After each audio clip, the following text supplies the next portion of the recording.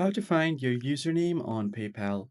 Hey everyone, in this tutorial I'm going to show you guys how you can easily find your username on PayPal. Now let's just jump right in.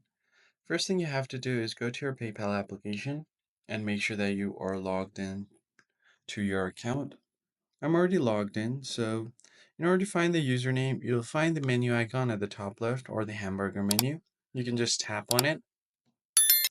Then it will show you the menu section right here, and under profile and support you'll find your profile.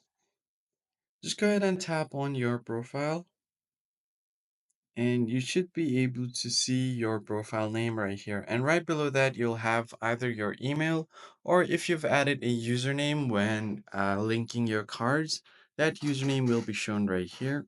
But I haven't done that, so my current username is my email because I use that to log into my account and make transfers to my account. So that's where you can find your username. What you can additionally do is go to personal info.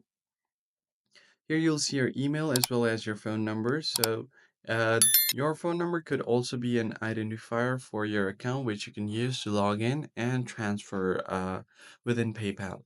So that's pretty much it, guys. I hope this tutorial was helpful to you guys, and I'll catch you on the next one.